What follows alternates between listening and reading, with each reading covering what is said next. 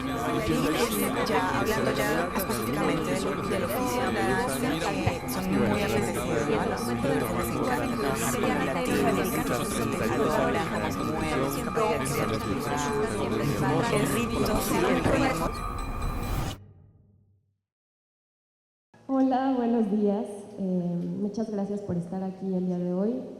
Mi nombre es Isabel Toledo, soy creadora escénica, directora, gestora cultural y coordino la Cátedra Bergman en Cine y Teatro de la UNAM. Y el día de hoy voy a estar acompañando esta conversación en torno a un tema que me parece que es una urgencia colectiva, que es el pensar el arte como acción política. Actualmente vivimos en un mundo que demanda una respuesta ética y sensible desde nuestras disciplinas y desde nuestros saberes. Mientras se están cumpliendo 2 años de la ocupación en Gaza, en nuestro país la violencia se vive en lo público y también en lo privado. Y también hemos atravesado unas semanas que han cimbrado a la comunidad universitaria por distintos acontecimientos, ¿no? Incluidos los daños que vivió el Centro Cultural Tlatelolco tras la marcha del 2 de octubre. Y todo esto además en un contexto donde figuras conservadoras y fascistas ocupan puestos de poder y donde parece que el discurso del miedo y el control está por encima de la imaginación y la vida, que son pulsiones que el arte convoca y genera, ¿no?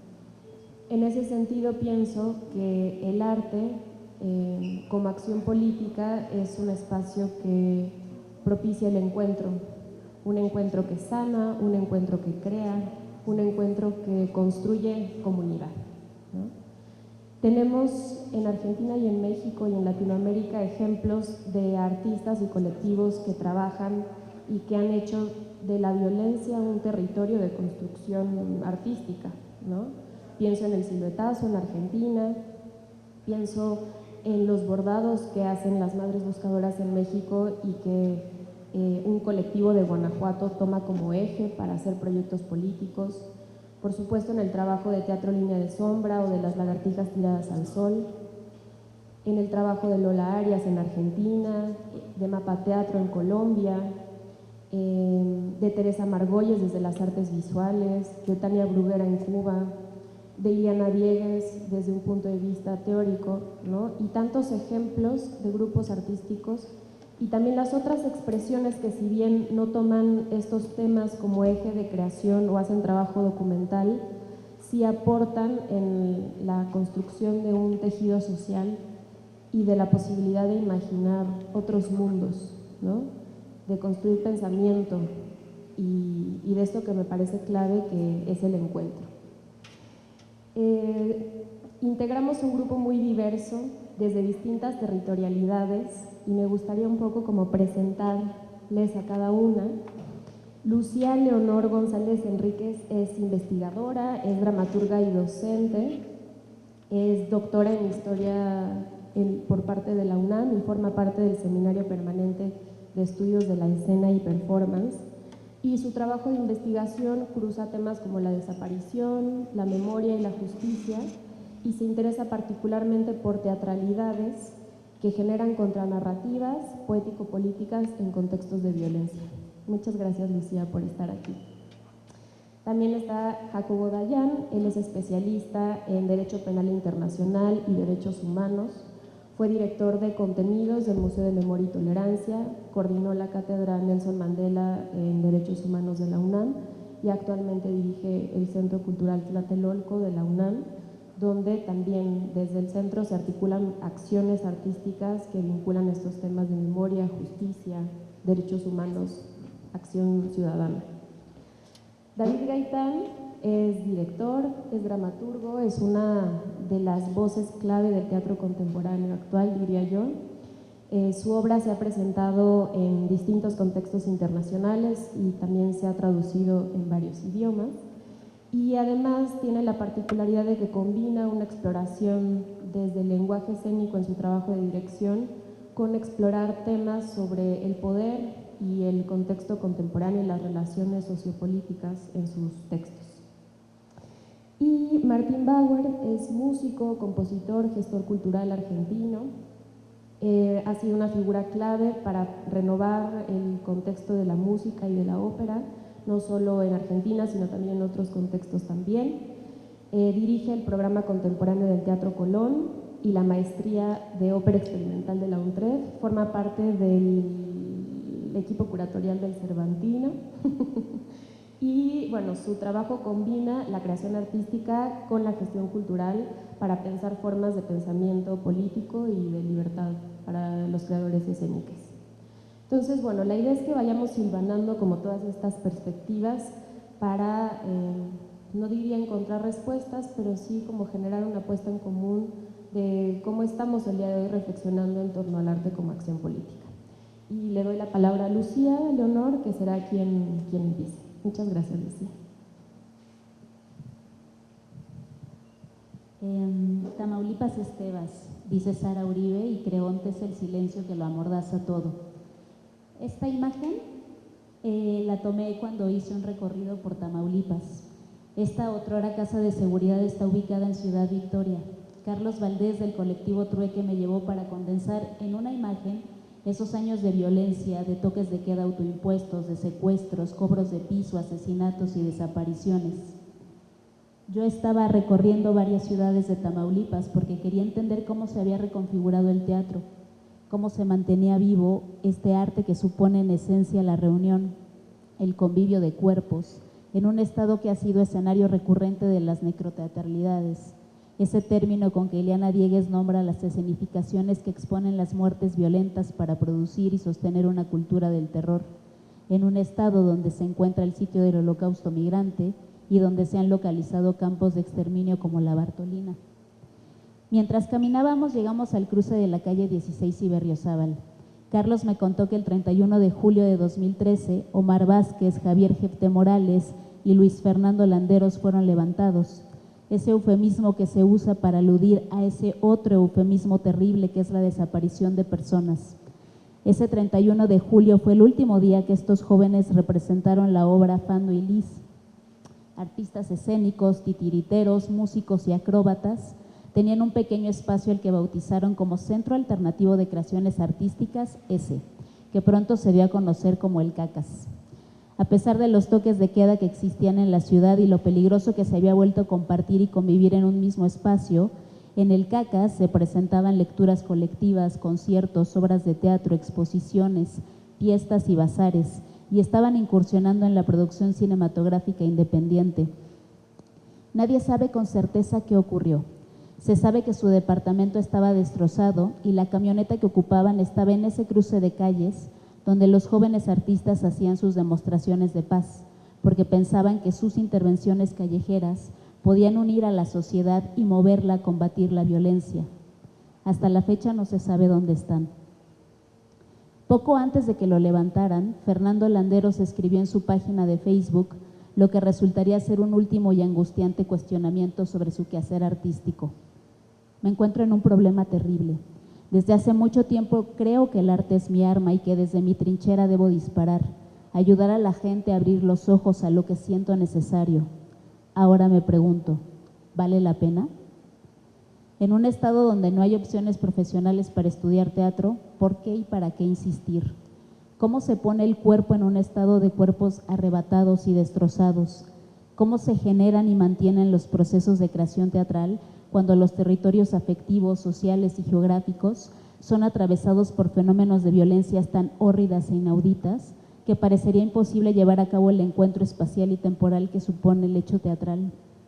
Y para retomar esa pregunta inquietante de Fernando, ¿vale la pena? En mi pesquisa cartográfica descubrí una serie de constantes que me permitieron delinear los teatros de la emergencia, entendiendo emergencia así como una situación apremiante que precisa una respuesta, pero sobre todo, como la concibe Reinaldo Ladaga, como un fenómeno donde se busca que lo extremadamente improbable persista y se prolongue hasta lo probable. Y es esta posibilidad de la emergencia la que se liga de manera muy potente a la idea de acción de Hannah Arendt, cuando dice que la acción es la capacidad humana de llevar a cabo lo improbable y lo imprevisible de manera continua. Lo que voy a compartirles son testimonios de compañías de teatro de Tampico, Ciudad Victoria, Matamoros y Nuevo Laredo, que a pesar de todo construyeron mundos en común. Si la política, según Aren, trata del estar juntos y los unos con los otros de los diversos, espero que a través de sus voces trasluzca la reconfiguración de un quehacer artístico desde la turbulencia, que a pesar de la improbabilidad persiste y construye espacios de aparición, donde los unos, los otros y los diversos accionan desde el cuidado y la resistencia. Carlos Valdés, del colectivo Trueque. Supongo que todos los que hacemos teatro en Tamaulipas experimentamos el mismo bache. La gente no quería salir de sus casas salvo para lo absolutamente indispensable. En esos primeros años de gran violencia recuerdo que habíamos organizado un festival de teatro y tuvimos que cancelarlo, por seguridad del público, de nuestros actores y nuestra. Fue como una pausa. Necesitábamos descifrar cómo íbamos a hacerle, pero nunca nos pasó por la cabeza dejar de hacer teatro. Solo teníamos que encontrar la forma de hacerlo y lo primero que descubrimos es que no podíamos hacerlo solos. Aislarse suponía un riesgo mayor porque te volvías más vulnerable. La necesaria reconfiguración no solo implicó una intensa comunicación entre las compañías y con la comunidad alrededor, también se modificaron ritmos y tiempos de trabajo. Víctor Zavala, de 12 La Compañía. Si había que dar las funciones más temprano para que el público se sintiera más seguro, cambiábamos el horario. Sabíamos que en ese momento lo más importante de nuestra labor era ser una ventana a otras posibilidades de vida. Eso que nos estaba tocando presenciar o escuchar o sentir no era Tampico, o no solo era eso, y el teatro podía hacerle sentir otras emociones, alegría, imaginar otras vías, soñar. Sandra Muñoz, de 12. Me preguntaban por qué no dejaba la ciudad, o en las muestras en otros estados nos objetaban el que no reflejáramos la violencia y lo que estaba ocurriendo en nuestro estado, o al contrario, si la estética del montaje partía del cuerpo fragmentado, asumían inmediatamente que respondía que veníamos de Tamaulipas. Como parte de la reconfiguración que atravesaron las compañías, estaban conscientes de que debían abordar de alguna manera la realidad que estaban viviendo para asimilar lo que ocurría y apoyar a los demás a procesarlo, pero no querían hacerlo de forma directa. Había una necesidad de no sumar más violencia a la violencia que ya se inscribía en el paisaje de sus ciudades. El teatro es un acto de resistencia, me subrayó Sandra Muñoz, y no solo en Tamaulipas. Es un acto de resistencia en muchas dimensiones, por la permanencia, por no permitirnos el autosecuestro de nuestras propias ciudades, por el reto que significa construir ficciones tanto o más contundentes que la realidad misma. Mónica Parra, de Laberintus Teatro. Llegó un momento en que ya no me impresionaba el ver a los colgados en los puentes. Estaba como entumecida. Ya habíamos visto tanto, habían pasado tantas cosas que todas esas imágenes de encajuelados, cabezas, balaceras, tuve que anestesiarlas. No es que se hubieran vuelto parte del paisaje, pero necesitaba no sentirlas para poder seguir, dejar a mi hija con mi mamá y asegurarle que nos veríamos en un rato. En una ocasión teníamos que ir a dar función a Nueva Ciudad Guerrero y mi madre me suplicaba que no fuera. A pesar de las noticias y lo que nos enterábamos que ocurría allá, nunca consideré no ir. Mi mamá se molestó mucho conmigo, me reclamaba si acaso me importaba más el teatro que mi hija, que mi vida. Por supuesto que entendía su enojo y frustración, pero le dije que era algo que tenía que hacer y me fui. Al final de la función se acercó a nosotros el alcalde y nos dijo, sentí algo aquí, tocándose el pecho, que no sentía desde que era niño. Es por momentos así que vale la pena no rendirse. En algún punto llegamos a creer que lo que hacíamos no ayudaba en ninguna forma a paliar lo que vivíamos, pero siempre teníamos experiencias que nos persuadían y seguíamos insistiendo. Así fue como aprendimos a sanar con el público. La necesidad de tener un lugar es una realidad para la mayoría de las compañías, así que han tenido que procurarse espacios que sirven no solo para el ensayo o la presentación de su quehacer teatral, sino que fungen como lugares para el intercambio y vínculo entre creadores y la creación de comunidad, a través de talleres, laboratorios, seminarios y exposiciones. Como me dijo la compañía Cirqueros, un espacio es un riesgo, pero es una necesidad, porque cualquier negocio o local es susceptible de que la maña exige el derecho de piso. En ese sentido, Caín Valdés de Project Art me compartió: no distinguen que el arte aquí no es negocio, en realidad no saben qué hacemos en estos espacios y creen que pueden sacarnos dinero, cuando todos los que hacemos teatro sabemos que a duras penas se saca para pagar la renta del lugar y mantenerlo. A mí me pidieron que les pagara. Me amenazaron con quemar el lugar si no lo hacía. Les dije que adelante, yo no tengo dinero. ¿Qué me pueden quitar? Llevo 40 años de ejercer teatro y si algo me enseñó esta profesión es la dignidad. A mí no me van a amedrentar. Si me quitan un espacio, encontraré otro. Escribe John Tronto que el cuidado implica todo lo que hacemos para mantener, continuar y reparar nuestro mundo para que podamos vivir en él lo mejor posible. Y nuestro mundo incluye a nuestros cuerpos, a nosotros mismos, nuestro ambiente y todo lo que buscamos entretejer en una red compleja que sostiene la vida. En las acciones de reconfiguración de las diversas compañías con las que compartí, resuenan potentemente en sus acciones estas premisas, pero se revelan de manera contundente en la urgente labor que llevaron a cabo con la niñez. Valentín Arias, de Gato Teatro Negro, me compartió que un día su hermana llevaba a su sobrino a la escuela y había un decapitado en el camino. Por el barullo que se suscitó, la hermana de Valentín no se percató de lo que había pasado. Ella no vio al hombre, pero su sobrino sí. Hasta la fecha Valentín no sabe por qué su sobrino no vio a un hombre decapitado. No sé si fue la inocencia de mi sobrino o qué, pero afortunadamente él no supo lo que vio. A él solo le inquietó que ese hombre durmiera tan raro. A partir de ese momento el director supo que tenía que hacer algo para que eso que estaba ocurriendo en Tampico no les arrancara la inocencia a los niños como a esos hombres la cabeza. Nosotros ya estamos perdidos, pero los niños se pueden salvar. Con esa idea en mente se dedicaron a hacer teatro a domicilio.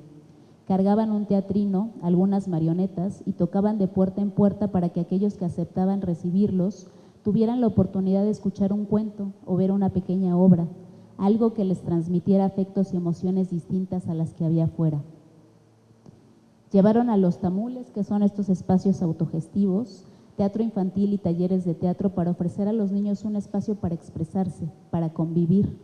Llevábamos comida, intentábamos mostrarles otra forma de estar juntos, pero había comunidades donde era particularmente terrible escuchar las historias de destinos que parecían marcados. Hijas de prostitutas que seguramente seguirían el mismo camino, niños que abandonaban la escuela y se dedicaban a drogarse o vender droga. En fin, uno trata, uno debe seguir porque creo que de alguna manera la creación teatral es una forma de rebelarse ante lo que se vive en nuestras tierras. Una de las palabras que aprendí en mi visita al municipio de Aldama fue la de maravillar. Es una actividad que realizan los niños de Barra del Tordo y que consiste en acompañar a los pescadores en su jornada para ayudarlos y al final estos les pagan con pescados. Los niños pueden venderlos o llevarlos a casa para comer. Cuando la Compañía 12 llegó a la comunidad, no fue fácil lograr que los niños se integraran al taller de teatro porque se iban a maravillar, pero a través de dinámicas y juegos empezaron a darle importancia a ese taller hasta que se volvió parte de su vida y empezaron a faltar cada vez menos. Además empezó a darse un fenómeno de contagio, porque el entusiasmo que sentían por el taller de teatro se replicó en sus hogares, sumando así cada vez más integrantes. Sería injusto resumir la labor titánica que realizó la Compañía 12 con los niños, el trabajo que implicó para el equipo que los pequeños llegaran a montar obras e incluso participar en un festival. Pero más allá de eso fue a través del teatro que los pequeños entendieron el sentido del cuidado. El trabajo que realizaban para las presentaciones era algo que debía protegerse. El tiempo que debían dedicar al taller debía respetarse. Habían construido un mundo aparte y debían defenderlo. Cuando fui a conocer a los niños de Barra del Tordo, todas las manos se levantaron cuando pregunté a quién le gustaría dedicarse al teatro cuando crecieran. Solo uno, de secundaria, dijo que no. Él no quería hacer teatro. Él quería decirnos qué historias se debían presentar y ya tenía la primera. Es sobre un pescador que no quiere atrapar peces, es un pescador de sueños. Tamaulipas es mucho más que violencia y crimen organizado, me subrayó Sandra Muñoz. Desde luego que esos fenómenos existen, pero coexisten con otros. Por ejemplo, en Tampico, cuando es temporada de mangos, aprovechamos para compartirlos con los vecinos. Esos frutos se convierten en una oportunidad de charlar, de convivir y compartir. Quizá lo más luminoso que me irradiaron estas compañías del noreste fue la claridad con que practican eso que Ana Singh nombró la supervivencia colaborativa. Y es esa que nos permite coexistir en ensamblajes polifónicos, que reconocen el necesario acompañamiento, contaminación y coordinación, aunque sea por un tiempo determinado, de entender las vicisitudes del entorno y enfrentarlas en necesaria colaboración. El arte no salva, el arte no protege, pero por esos intersticios que abre para relacionarse, compartir, redescubrir a los otros, crear comunidad, resistir a pesar de todo, vale la pena. Muchas gracias.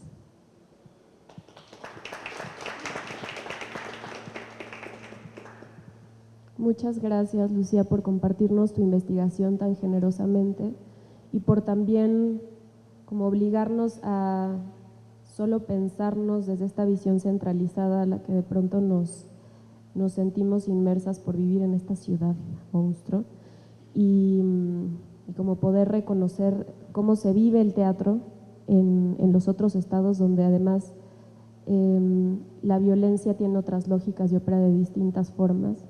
Me parece además vital pensar en el concepto del cuidado también en tensión con la idea de el arte como acción política y cómo el arte también puede construir estos espacios que sostienen a una comunidad desde distintos ejes, ¿no? Gracias. Jacobo, te damos la palabra.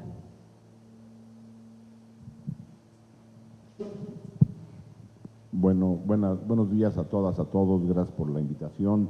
Un honor estar con ustedes aquí en este espacio de reflexión más que oportuno, en mi opinión.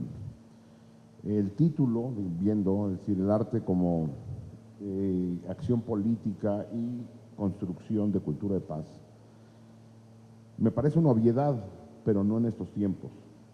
El arte es una acción política, siempre la ha sido. Es decir, cualquier manifestación, reflexión, crítica, sensación de la realidad manifestada desde el arte o la cultura sobre la vida pública, sobre la problemática, sobre la belleza, sobre las relaciones humanas, es acción política.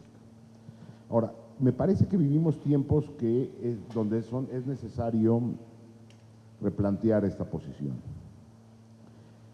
Se escucha por todos lados, y ya no decir desde espacios oficiales donde de manera muy perversa utilizan estos terminajos de cultura de paz sin ningún compromiso, o más bien con una perversión brutal, y peor desde las instancias culturales, donde sus proyectos de cultura de paz son unas idioteces como Vox por la Paz o Cantar por la Paz, al tiempo que niegan verdad, niegan justicia, militarizan la seguridad pública y destruyen el andamiaje democrático.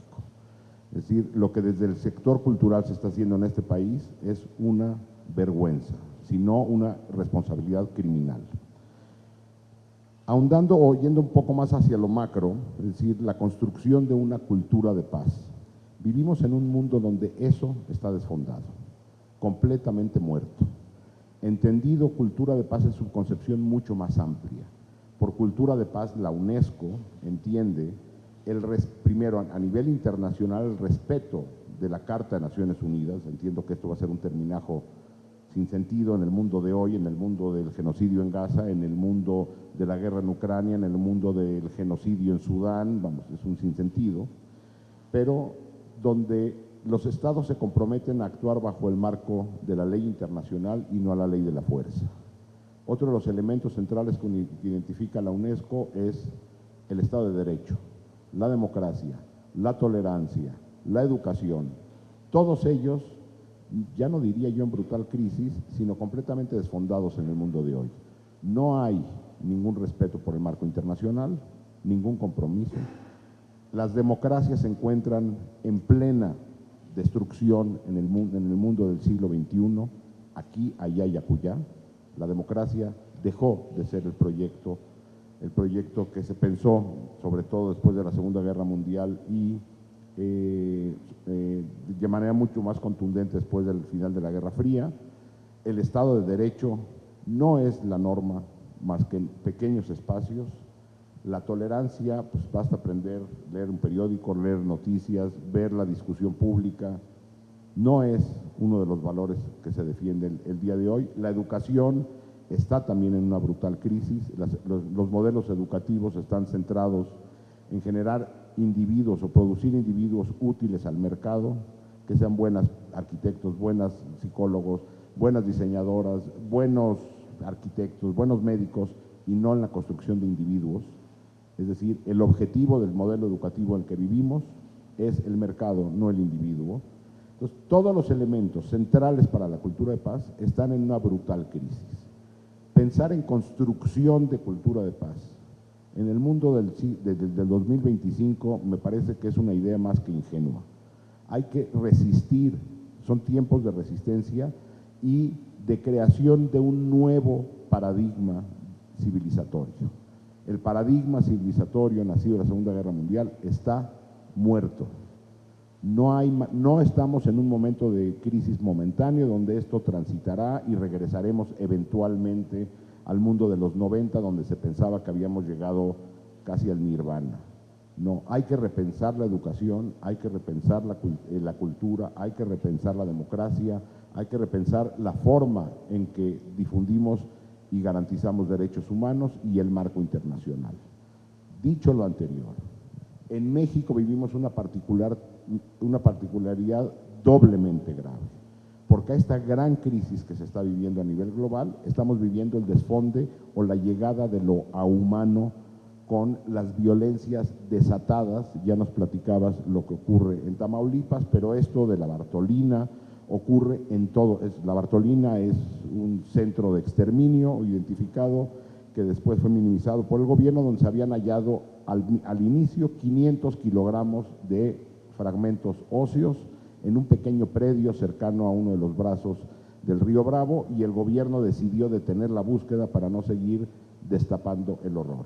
Pero la Bartolina es uno de los tantos centros de exterminio que hay en nuestro país, o campos de exterminio, como fue el caso del rancho Izaguirre en Teuchitlán, Jalisco, que el gobierno ha decidido minimizar y decir que se trataba de un campo de entrenamiento, como si fuera un espacio donde se practicaba esgrima para la Olimpiada, o sea, un campo de entrenamiento, cuando las escenas y los testimonios están ahí. Es decir, vivimos en un país desfondado, con múltiples violencias, 500,000 de personas asesinadas, 500,000 de personas asesinadas en tan solo 2 décadas, más de 150,000 personas desaparecidas, 130,000 en cifras oficiales, las cifras reales probablemente duplican o triplican. Por cierto, en este país no se habla de los desaparecidos en ningún espacio público del gobierno, no existe el fenómeno, ni siquiera se reporta como delito de alto impacto.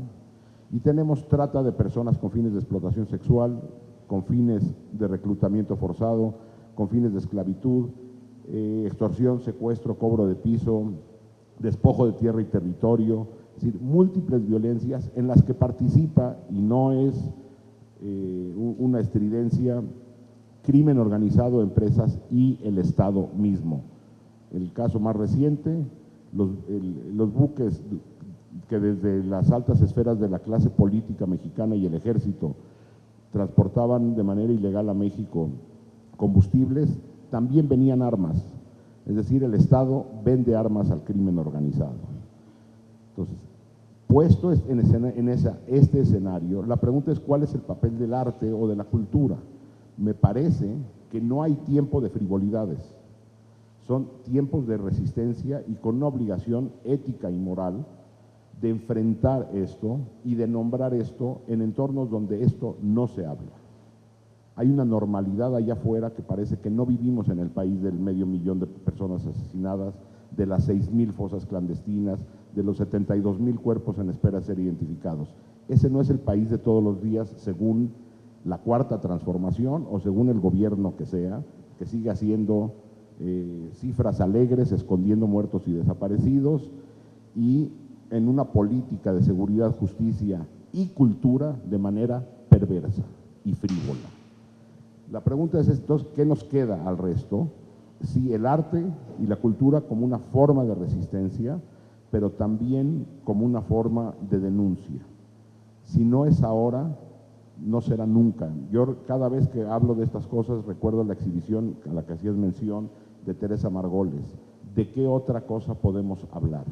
En una exhibición en la Bienal de Venecia de hace ya prácticamente 20 años. Y este país ha decidido, desde sus instituciones, desde el gobierno, los gobiernos y las grandes instituciones culturales de manera general, y así como los grandes medios de comunicación, voltear a otro lado en agendas, en mi opinión, frívolas e irresponsables. Si ante esta realidad el arte y la cultura no dan un paso al frente para repensar, repito, el modelo o el paradigma civilizatorio en el que vivimos, y de menos detener la masacre en este país, detener la masacre en Gaza, detener la masacre en Sudán, en Congo, en Ucrania y en todos los países que están violentados bajo esta lógica de un mundo como supermercado, donde todo está a la venta, incluyendo la vida humana. Me parece que el arte no está a la altura y tendríamos que voltear a ver a la generación que vivió el colapso anterior. Hace 100 años el mundo entró en una crisis igual. Habría que voltear a ver a los artistas de hace 100 años, a las instituciones culturales, sobre todo europeas, de hace 100 años, que cuestionaron y pusieron de frente el horror que se estaba viviendo, incluso previo a la Segunda Guerra Mundial. El arte tiene que dar un paso al frente y las instituciones culturales tienen que asumir su responsabilidad histórica ante un momento de desfonde civilizatorio. Muchas gracias.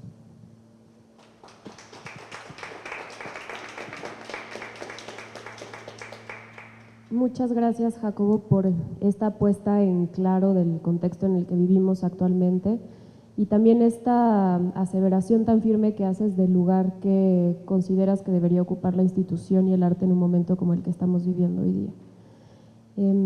Martín, te doy la palabra. Bueno, muchas gracias. Primero que nada quiero pedir disculpas porque hay muchas cosas que no sé. No sabía lo del 2 de octubre, no sabía que fue hace poquito, no sabía todo lo que contaste vos y un poco tampoco sabía lo que, ¿cómo es tu nombre? Jacobo, algunos detalles que dice Jacobo. Entonces, un poco voy a plantearles una opción diferente como para incluir, para sumar a esta reflexión, ¿no? Primero voy a decir 3 cosas y después voy a ir al punto. Primero, yo creo que el arte no tiene por qué dar respuestas o explicaciones a todo. No fue así lo que ocurrió en la historia. Está bien que lo haga, pero no tiene una obligación para hacerlo. Y es bastante controvertido. Vos hablaste de Lola Arias, no voy a entrar en detalle, pero es interesante ver cómo funcionó la producción de Lola cuando se preocupaba por lo que ocurría en el escenario y cómo funcionó la producción de Lola cuando se preocupaba por lo que ocurría fuera del escenario. No estoy criticando ni evaluando, estoy describiendo. No estoy opinando, sino que estoy atestiguando. Y eso es bastante claro. La nombro Lola porque la nombraste vos, no por otra cosa. Por otra parte, me parece importante tener conciencia de lo siguiente. Cuando el poder político, por llamarlo así, ataca, no solo ataca a los artistas, ataca a los trabajadores, ataca a los productores, ataca a los intelectuales, ataca al mundo académico, ataca a los científicos. O sea, no hay una discriminación. Sí la hubo históricamente en algunos momentos. Y lo tercero que quiero comentar, acepto cualquier interrupción y pregunta, es que evidentemente, y eso seguramente es bueno, depende de la visión, ¿no? Hay una vuelta a la, vos lo llamabas resistencia, a la posición mucho más explícita de parte del mundo del arte y la cultura frente a los fenómenos políticos, que vuelvo a decir, nos guste o no forman parte de lo que nos preocupa y nos pasa, pero no exclusivamente de lo que nos preocupa y nos pasa a nosotros, ¿no? Pero bueno, hay una vuelta probablemente por las redes a una cosa muy explícita y muy militante de manera clara, bueno, como lo hubo antes. En el medio ocurrieron cosas que a mí me gustaría destacar porque me interesa muchísimo proponer para la reflexión formas de resistencia o de acción que no fueron explícitas, que no fueron tan claras y que fueron particularmente revulsivas y que produjeron muchos cambios artísticos, estéticos y en definitiva políticos por añadidura a la producción y no porque fueran directamente al grano, voy a decirlo así. Directamente al grano, por ejemplo, iba Brecht, no hace falta decirlo. Era clarísima su posición, clarísimo lo que él hacía con su teatro, clarísimo lo que proponía. Era un teatro de acción para despertar al público y pedirle que cuando saliera del teatro rompiera todo. Lo digo bien, no lo digo criticando, para nada, no estoy criticando. Pero después hubo otro militante que yo admiro mucho, muy militante, muy comprometido con el Partido Comunista en Italia, muy comprometido con su amigo Cacciari, que era Luigi Nono, que por ejemplo hizo una obra, no sé si ustedes lo conocen, pero en definitiva pueden googlear, que se llamaba Il canto sospeso, cuyo texto eran textos de personas que habían estado presas en campos de concentración en Alemania. Pero claro, él era un compositor y su música le exigía que esos textos fueran el material, pero no fueran tan explícitos. Y hubo una polémica muy conocida con Stockhausen, donde él le decía, ¿para qué ponían los textos si no se entendían? Y la gran polémica era, bueno, pero igual los textos estaban así, ahí, en esa obra. Eso es un material de resistencia, sin duda. El poder político a veces es más sensible a lo que el arte puede producir de lo que el arte produce. Un ejemplo claro fue lo que ocurrió en la Unión Soviética después de la Revolución, ¿no? ¿Por qué se suicidó Mayakovsky? ¿Por qué fusilaron a Meyerhold? Ustedes, si revisan lo que Meyerhold proponía en su teatro, en tal caso lo fusilaron por lo que no decía, por lo que no proponía. ¿Por qué vivió Shostakovich paranoico toda su vida? Ustedes conocen la historia de que Stalin fue a ver su ópera, Lady Macbeth en Tsenk, y la criticó en Pravda. Quizás escribió él, quizás no, quizás escribió Beria, no me acuerdo cómo se llama, o no, Lunacharsky, y Shostakovich no volvió a escribir una ópera. Escribió solamente sinfonías, algunas de las cuales eran muy elogiosas del régimen, pero no volvió a escribir sinfonía. Y no sé si conocen a Osip Mandelstam, que era un poeta, que no era un poeta político, pero que la censura le había puesto el foco. Él y su mujer memorizaron sus poemas y gracias a eso, para no tener que dejarlos escritos porque era un riesgo, ese material sobrevivió.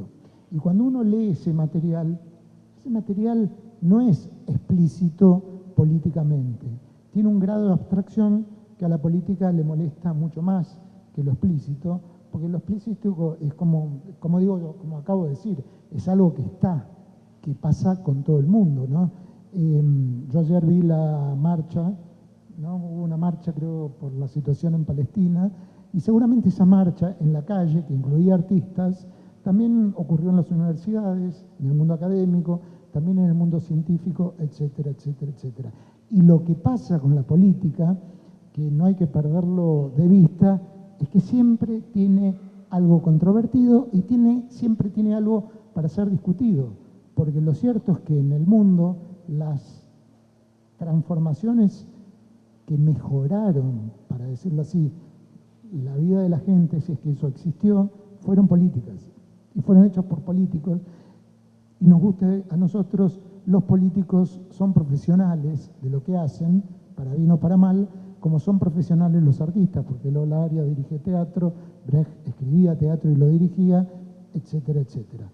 Quiero poner un ejemplo que a mí me gusta mucho, de posición política radical muda. En el año 2008, el director de la Bienal de San Pablo, es una cosa, digamos, casi narcisística, si se quiere, pero el efecto no lo fue. El director de la Bienal de San Pablo en el 2008 decidió que uno de los pabellones estuviera vacío. En esa Bienal, lo pueden googlear, no hubo una sola obra de arte, entre comillas lo digo, para que el público la viera. Fue su manera de manifestarse en contra del apriete monetario, porque el poder político con las instituciones hace eso, ¿no? Y fue un gesto radical, una Bienal donde no había obras. Entonces, eso de la política en sí, por ahí no dice nada, pero el efecto es bastante importante. Es como si yo les dijera, yo dirigí un teatro de ópera en la Argentina, ¿no? Si a mí, yo digo, bueno, miren, para hacer esto bien, porque la ópera es así, tiene orquesta, tiene cantante, tiene escenografía, etcétera, etcétera, yo necesito un presupuesto, no lo tengo, bueno, voy a hacer toda la temporada con la misma escenografía. ¿Qué estoy diciendo yo de la realidad? ¿Algo? Probablemente no. Sin embargo, es una posición política muy, muy, muy clara. Entonces yo quiero, dentro de este gran contexto, traer, porque hubo como un momento diferente, estuvo esta cosa que yo digo brechtiana, que ahora se repite, sin duda, con las redes. Fui a ver una obra francesa que se llama Moins, ahora después les digo quién era el autor, donde, claro, toda la obra hacía referencia a lo que sucede y aparte a cómo reacciona la gente frente a lo que sucede. Porque hoy, con el Facebook o el WhatsApp, bueno, la resistencia es mucho más fácil de organizarla, ¿no? Y así sucede. Pero lo que les quería decir, quiero traer dos artistas, avísame si lo voy a cortar o algo, que trabajaron en las décadas del 60 y 70 del siglo XX, que a mí me interesan mucho como ejemplos de posición política. Uno más explícito y el otro menos. Primero les voy a hablar de John Cage, que fue un artista experimental, que él tuvo algunas ideas que para mí fueron profundamente políticas, muy radicales, me gusta mucho la palabra radical, y que sin decir nada dijeron mucho. Muchas veces uno se calla la boca y habla igual. Él, lo primero que les puedo decir, esto daría para hablar muchísimo, pero me parece interesante poder encontrar tantas formas diversas de manifestarse, ¿no? Él se le ocurrió que el gusto y la memoria individuales de un compositor no importaban para hacer una obra. De hecho, él lo que propuso es que ni siquiera importaba quién hacía la obra, sino que importaba que se hiciera. Si uno se pone a pensar en un campo donde el narcisismo es tan grande y donde la firma de lo que se hace es enorme, que Cage propusiera eso también fue muy radical y muy revulsivo, por decirlo así. Entonces, claro, él se las ingenió para llevar al extremo esa posición y compuso obras usando procedimientos, uno de los cuales fue el azar, el I Ching, es decir, la obra ya no era de él, sino que era él quien la ponía en juego. Hay una frase de Lautréamont, que es un poeta uruguayo, que probablemente Cage no conocía, que dice que la poesía no sea hecha por uno, sino por todos. Y eso Cage lo llevó a la práctica, me parece muy interesante. Luego, ya más grande, hizo lo que se llamaban las piezas números. Entonces había una obra de 58 músicos que no tenía director.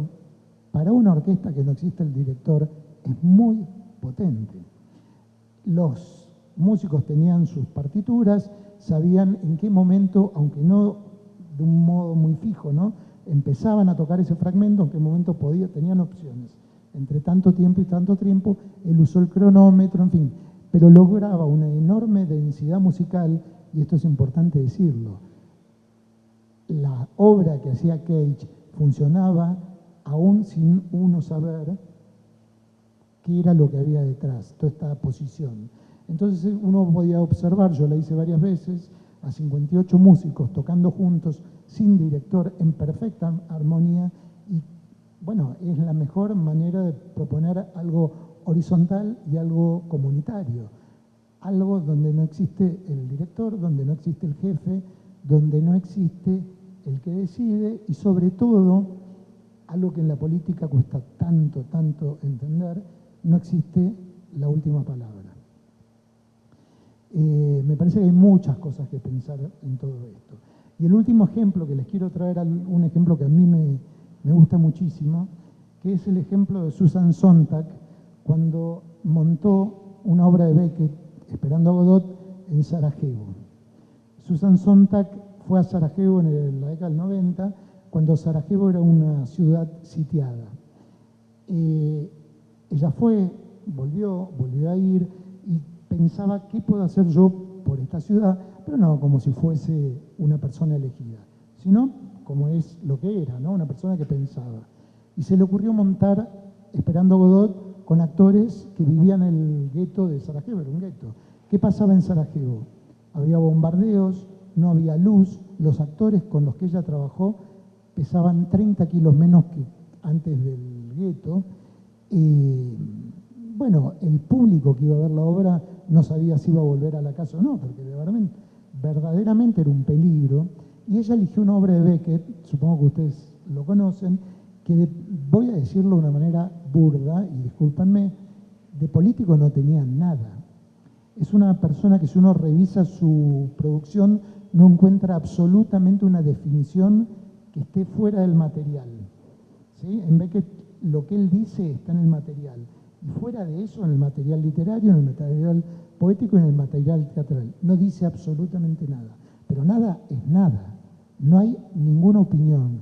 Hay un trabajo abstracto, poético, o como quieran llamarlo, de un tipo, que hay que decirlo, estuvo en la resistencia en Francia, ¿no? En la Segunda Guerra. O sea, no era una persona que no pensara en la cuestión política, pero en su producción, ustedes la pueden leer de cabo a rabo, no hay nada, de nada de nada.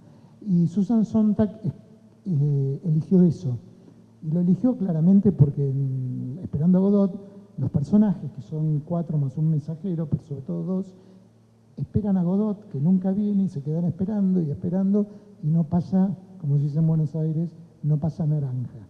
Entonces, ¿por qué ella eligió eso cuando podría haber hecho, qué sé yo, no sé, Madre Coraje, por decirlo así, o cualquier obra? No podía haber pasado no sé, da igual. Y bueno, representaba lo que pasaba con la gente de Sarajevo, que estaba esperando que algo pasara, porque ellos no tenían posibilidades, ¿no? El ejército de Bosnia y de Serbia eran hiperviolentos. Estamos hablando de algo que ocurrió históricamente, no es tanto atrás, ¿no? 30 años atrás, 30 y pico. Entonces, y ella generó, en épocas donde no había redes, un efecto político demoledor, puso a Sarajevo en la agenda, fueron los periodistas, y sin embargo, en la obra de Beckett, de política, por decirlo así, no se decía nada. Entonces, a mí me parece que esto es una posición que a mí me interesa, que yo presto atención a eso, que yo valoro, porque bueno, a mí me toca trabajar en ámbitos donde lo artístico es muy claro y hay una exigencia, ¿no? Cuando hay un concierto de violín, el violinista tiene que tocar bien, si no es imposible invitarlo al escenario. Entonces la pregunta es, ¿dónde queda la política cuando uno trabaja en ese campo, donde, bueno, importa lo artístico, importa lo estético, importa muchísimo, muchísimo la abstracción, pero siempre hay una cuestión política que uno puede, bueno, de la que es una manera diferente de transmitir las cosas. Nosotros vamos a hacer, digo nosotros, porque no trabajo solo, por suerte, ahora a fin de año en el CTC, que yo dirijo, en el Centro de Experimentación del Colón, y porque son los 100 años de Satie, Eric Satie, un compositor francés, una obra que se llama Vejaciones, que son fragmentos, se ve que la conoces, muy cortos, que se van sucediendo a lo largo de 22 horas, 24 horas, para completar lo que el compositor pidió, no me acuerdo cuándo, a fines del siglo XIX, principios del 90, del 20, perdón. Y en esa obra se alternan, porque nadie puede tocar 22 horas, pianistas. Por el tipo de material, los pianistas pueden ser concertistas, que lo van a hacer, pueden ser estudiantes, que lo van a hacer, pueden ser cualquier persona que haya estudiado, bueno, algo hay que aprender, ¿no? Que haya estudiado y que pueda tocar el piano. Y esa conjunción, va a haber alumnos de un secundario especializado en música, va a haber gente muy reconocida del jazz, del folclore, del tango, lo que sea. Y ese conjunto que se arma de toda esa gente diversa, tocando 24 horas un fragmento que no dice nada. Bueno, me interesa mucho esa cuestión política en la que conviven altísimos profesionales con gente, estudiantes, amateur o lo que sea. Es algo parecido, si alguno puede ir, a lo que vamos a hacer con la obra de León Ferrari, que sí era un militante, que se llama Palabras Ajenas. Y lo que más me interesa de la obra es eso, la convivencia en un plano horizontal, lo tomo de Cage y por eso lo traigo, entre profesionales y amateurs. Lo que quiero decir es que la política en tal caso tiene muy diversas formas de manifestarse y hay que estar atento a lo que sucede para ver cuál es la que uno elige o la que uno toma. Bueno, muchas gracias.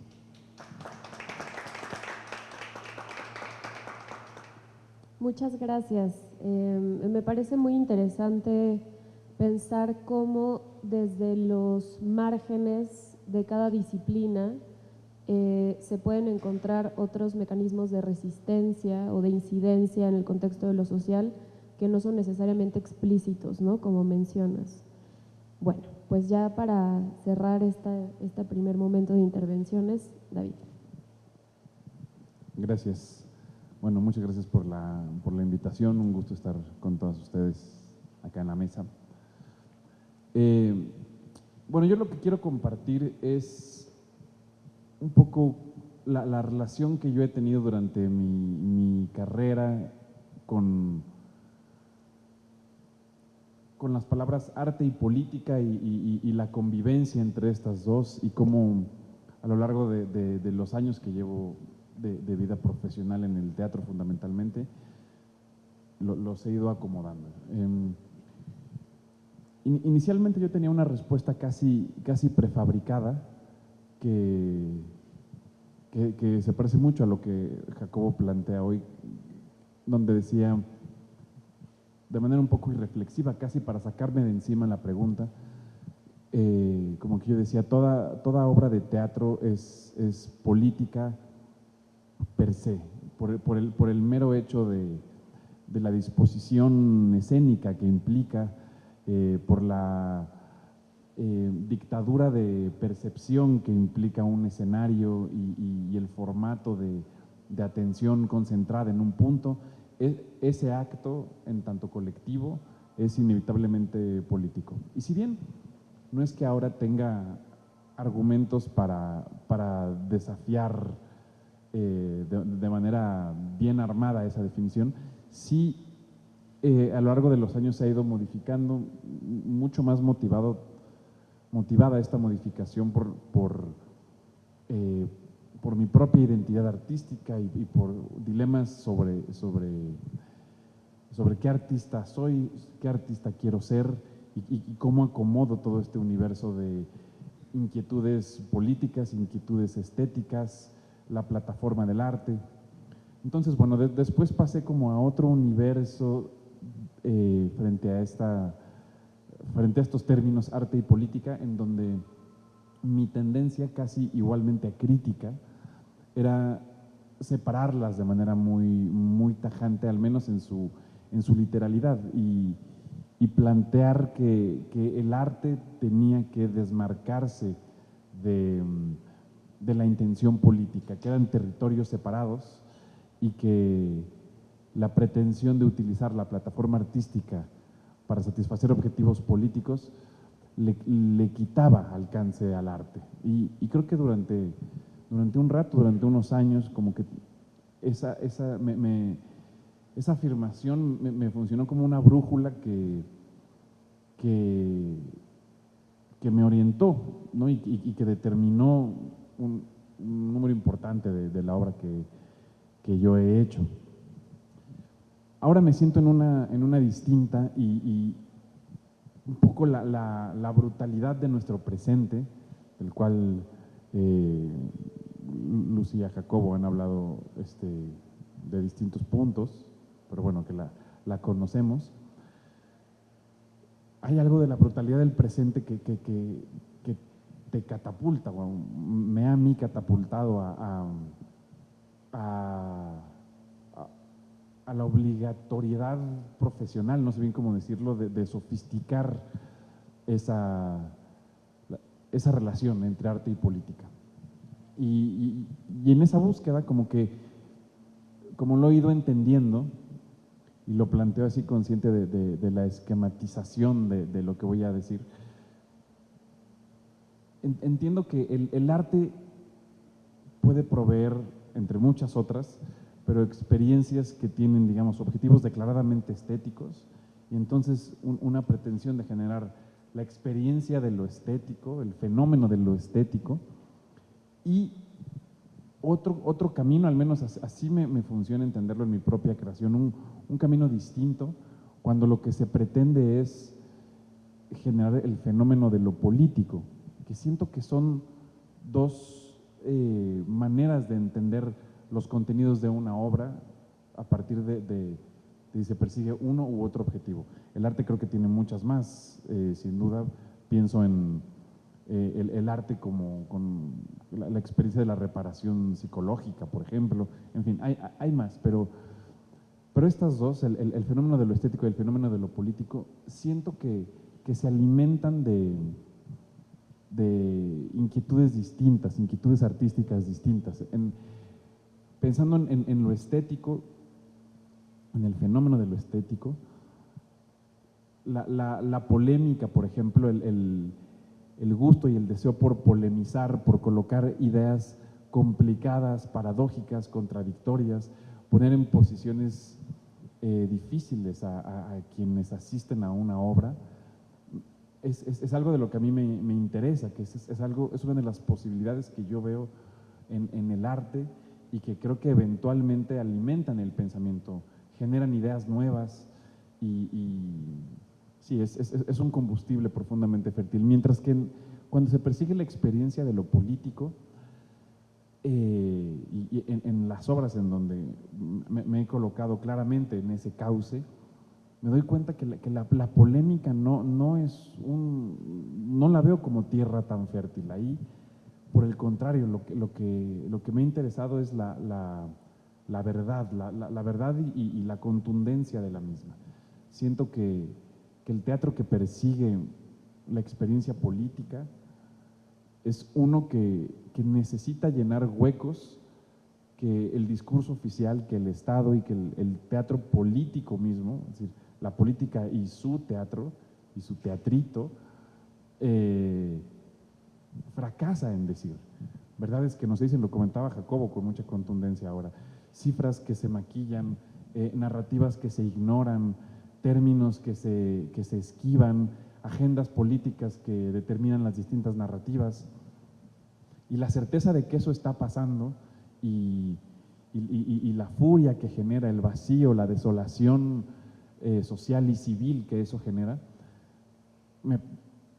digamos como que catapultan al arte a decir, bueno, pues entonces voy a tomar esta vitrina y estos escenarios que, por supuesto, algo comparten con el político, estos escenarios, personas con un micrófono diciendo cosas para que otros las escuchen, se utilizan estos escenarios para verbalizar eso que el Estado está fracasando en decir y en articular. Y esa experiencia en sí misma, pues es de una potencia cuya legitimidad es hasta absurdo cuestionar. Y por supuesto que es una plataforma artística la que articula esa realidad, esa potencia, esas cifras, esos nombres, la que le llama genocidio al genocidio, la que dice que fue el Estado, la que dice que cualquier persona es libre de amar a quien lo desee sin que por ello deba sentir miedo. En fin, un universo de situaciones que el puro hecho de verbalizarlas se vuelven poderosas, emotivas, contundentes, y todo eso, lo poderoso, lo emotivo, lo contundente, por supuesto que también son objetivos que se comparten cuando se está buscando construir lo que aquí me estoy permitiendo llamar la experiencia estética, aun cuando tiene un camino distinto, ¿no? Pensando en una provocación de alguna obra donde yo he perseguido esa experiencia estética, no sé, pienso por ejemplo en la versión que hice de Enemigo del Pueblo, en donde lo que nos interesaba poner sobre la mesa en el cerebro de los espectadores, las espectadoras, era ¿qué se hace cuando una persona que es evidentemente mezquina, un tipo nefasto, qué pasa cuando una persona así dice la verdad? ¿Qué nos pasa como sociedad cuando somos testigos de eso? ¿Cómo dialogamos con ese choque, con esa incomodidad, con ese lugar inquietante y que no corresponde con nuestra voluntad de cómo ordenamos la vida y la realidad? Y siento que el teatro que persigue experiencias estéticas dialoga mucho con la moral, lo utiliza mucho a su favor, dilemas morales, en favor del entretenimiento, de los dilemas, de lo que cada pieza quiera. Mientras que en una obra como En Primera Persona, donde colaboramos con Jacobo y todo un equipo, pues lo que se persigue es otra cosa, es decir, de manera sí poetizada, sí utilizando ciertas herramientas de la ficción, pero lo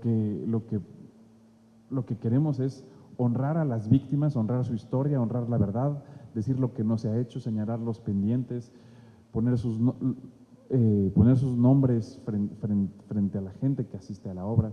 Es decir, son objetivos distintos. Creo que para mí eso ha sido importante tenerlo claro porque me ordena en mi trabajo personal, en la claridad de qué tipo de pieza estoy generando en cada momento. Y siento que ambas experiencias comparten todo un territorio y al mismo tiempo comparten una serie de riesgos. Creo que el arte, y aquí sí me atrevo como a hablarlo en su generalidad, debería ser entendido a priori siempre como un servicio social, ya sea para nombrar lo que, insisto, el Estado no está nombrando, o para generar una experiencia lo suficientemente estimulante que quizá impacte en lo íntimo, en lo emocional, en el entretenimiento, en fin. Pero la cualidad de servicio social sí creo que la tiene cualquier manifestación artística. Y otro punto en común es un riesgo que veo entre la experiencia, insisto, estética y política, y ese riesgo creo que es el yo del artista. Siento que en ambos casos puede ser el gran estorbo o el gran peligro, ¿no? Cuando se hace una pieza que tiene un objetivo claramente político, cuando en un ejercicio de absoluta honestidad artística se percibe que la intención es más bien como sumar medallas y certificaciones frente a quienes miran esta obra, frente a quienes me miran construir esta obra, el gesto político corre el riesgo de desvanecerse, ¿no? Y la intención, que pueden ser la causa, la víctima, el evento, corre el riesgo de perderse en la narrativa para colocarse uno como protagonista de esa narrativa. Ahora, con el secuestro de la flotilla que iba camino a Palestina, me parece que hay un discurso que en distintas personas que ahora hablan conforme van siendo liberadas después del secuestro ilegal que hicieron, un discurso que yo percibo acordado y muy lúcido, que es constantemente estar diciendo, sí, a nosotros nos pasó esto, pero nosotros no somos la noticia.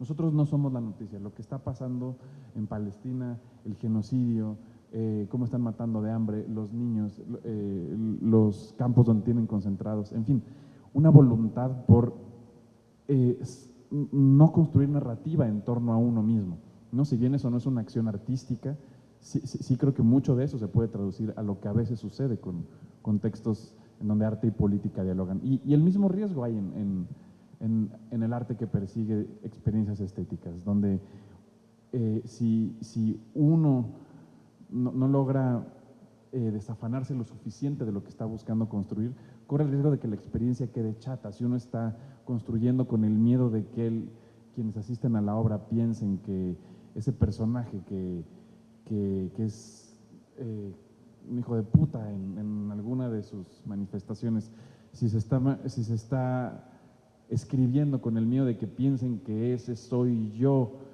y entonces mejor pongo distintos frenos y demás, también va a terminar por entorpecer la experiencia óptima del espectador. Esto es lo que a mí me ha ayudado a orientarme frente a estos términos y lo que me ayuda a construir obras con distintos objetivos. Y después, por supuesto, que los cruces entre ambas y el análisis de una pieza dentro de su contexto es lo que termina por robustecer la experiencia, ya sea de algo que se pretende evidentemente hacia lo político o evidentemente hacia lo estético, cómo impacta en el momento en el que lo hace.